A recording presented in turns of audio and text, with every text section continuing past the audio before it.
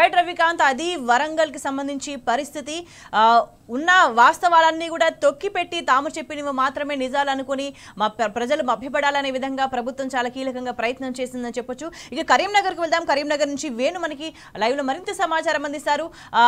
వేణు, వరంగల్ లో ఏం జరిగిందో చూసినాము. వరంగల్ లో వాస్తవ సిచ్యువేషన్ ఎట్లా ఉంది, సమస్యలు ఎట్లా ఉన్నాయి, వాటన్నిటిని ప్రభుత్వం ఎట్లా ఇగ్నోర్ చేస్తూ విజయోత్సవ సభ నిర్వహించుకునేదని చూస్తున్నాం. అండ్ కరీంనగర్ కి సంబంధించి అక్కడ ప్రజలు ఏమనుకుంటున్నారు?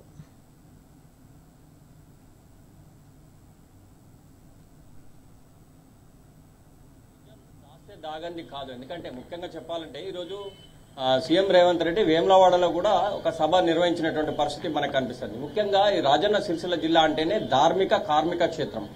ధార్మిక కార్మిక క్షేత్రం ముఖ్యంగా చూసుకుంటే ఇటు వేములవాడ రాజన్న ఆలయం ఒకప్పుడు అంటే దక్షిణ కాశీగా పిలువబడే వేములవాడ రాజన్న ఆలయాన్ని ఎవరు కూడా ఎప్పుడు బాగు చేసినటువంటి దాఖలాలు మనకు కనిపించలేదు. కానీ గత బీఆర్ఎస్ సర్కార్ మాత్రం ఎట్టి పరిస్థితుల్లో దక్షిణ కాశీగా పిలువబడే వేములవాడను అభివృద్ధి చేయాలనే లక్ష్యంతో అంటే ఇప్పుడైతే ఈ రోజు జరిగిన మీటింగ్ కూడా అంటే సీఎం రేవంత్ రెడ్డి నిర్వహించిన మీటింగ్ కూడా గుడి చెరువు, ఒకప్పుడు గుడి చెరువు అంటే చాలా చిన్నగా ఉండేది. కానీ 35 ఎకరాల్లో గుడి చెరువును చేయడమే కాదు గోదావరి జలాలను గుడి చెరువులోకి పంపించినటువంటి పరిస్థితి.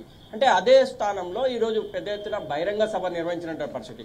అంటే ఏదేమైనా కానీ ముఖ్యంగా చూసుకుంటే పొలిటికల్ సంబంధం చూసుకుంటే అంటే ఎన్నికలప్పుడు ఏదైనా ఉంటే మాత్రమే వ్యక్తిగతంగా రాజకీయ విమర్శలు చేసుకోవచ్చు. కానీ ఇప్పుడున్న పరిస్థితిలో అంటే ప్రభుత్వానికి సంబంధించినటువంటి ప్రభుత్వ కార్యక్రమాల్లో కూడా రాజకీయ విమర్శలు చేయడం పట్ల మాత్రం మేధావి వర్గం మాత్రం దీన్ని జీర్ణించుకున్నటువంటి పరిస్థితి అయితే మనకు కనిపిస్తలేదు స్వేచ్ఛ. ఎందుకంటే ఇటు రాజన్న సిరిసిల్ల జిల్లా అంటేనే ధార్మిక కార్మిక క్షేత్రం. కార్మిక క్షేత్రానికి విషయానికి వస్తే ఈరోజు ఇటు రాజన్న సిరిసిల్లలో ఇటు సిరిసిల్ల విషయానికి వస్తేనైతే ఇప్పటి వరకు 10 మంది కూడా అంటే పని లేక ఉరి వేసుకుని ఆత్మహత్య చేసుకున్నటువంటి పరిస్థితి మనకు కనిపిస్తుంది స్వేచ్ఛ. కానీ ప్రస్తుతానికైతే వాళ్ళనైతే పట్టించుకున్న నాదుడు లేడు.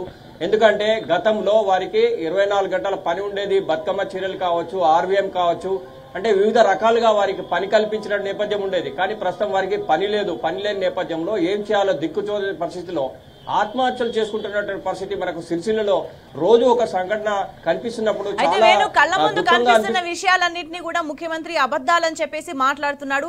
అవన్నీ కూడా రియాలిటీ ఎట్లా ఉందో ప్రజలకు స్పష్టత ఉంది. ఈ నేపథ్యంలో అంటే నిజాలను అబద్ధాలుగా చెప్పి తాము ఏదో చేస్తామని చెప్పి ముఖ్యమంత్రి మాట్లాడుతున్న మాటలను ప్రజలు ఎట్లా చూస్తున్నారు?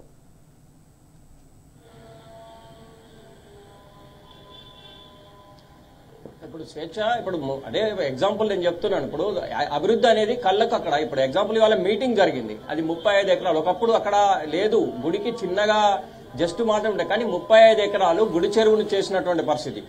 అది పార్కింగ్ చేశారు. ఏది దక్షిణ కాశీగా పిలువబడే వేములవాడ రాజన్న, అది బీఆర్ఎస్ ప్రభుత్వం ఉన్నప్పుడు చేసింది. ఎందుకంటే దక్షిణ కాశీగా పిలువబడే వేములవాడ రాజన్నకు ఒక తెలంగాణే కాదు, ఆంధ్రప్రదేశ్, ఛత్తీస్గఢ్, మహారాష్ట్ర, కర్ణాటక నుంచి కూడా వివిధ రాష్ట్రాల నుంచి పెద్ద ఎత్తున అయితే జనాలు వస్తుంటారు రాజరాజేశ్వర స్వామి దర్శించుకుంటానికి. అంటే దేశంలో ఎక్కడా లేని విధంగా కోడెమొక్కుల ఆచారం కూడా వేములవాడలో ఉంది. కానీ దానికి అనుగుణంగా మౌలిక వసతులు లేని పరిస్థితి ఒకప్పుడు ఉండేది. కానీ దానికి అనుగుణంగా మౌలిక వసతులు ఏర్పాటు చేసినటువంటి పరిస్థితి ఈ రోజు గుడి చెరువే చూసుకోవచ్చు మనం. ఈ రోజు ఎంతమంది వచ్చినా కూడా పార్కింగ్ సౌకర్యం అక్కడ కల్పించే విధంగా ఉంది. అంటే ఎన్ని రాష్ట్రాల నుంచి కానీ ఎన్ని జిల్లాల నుంచి కానీ వచ్చినా ఎవరికి ఎటువంటి ఇబ్బందులు కలగకుండా ముందస్తుగా అంటే భవిష్యత్తు కార్యాచరణ దృష్టిలో ఉంచుకొని ఈ కార్యక్రమం చేసినటువంటి పరిస్థితి. ఇది ప్రత్యక్షంగా అభివృద్ధి కనిపించేదే కదా. అంటే ఇట్లాంటివి అన్ని కూడా ప్రాక్టికల్ గా కనిపిస్తున్నటువంటి నేపథ్యం. కానీ ఇవన్నీ కూడా దాస్తే దాగేవి కావని చెప్పొచ్చు స్వేచ్ఛ. అంటే ఏదేమైనా కానీ ముఖ్యంగా చూసుకుంటే ఇప్పుడు రైతులే కావచ్చు, రుణమాఫీ కావచ్చు, రుణమాఫీ విషయంలో కూడా ఇప్పటికి కూడా కొంతమంది రైతులకు రుణమాఫీ కాని నేపథ్యంలో చాలా ఇబ్బందులు పడుతున్నటువంటి పరిస్థితి.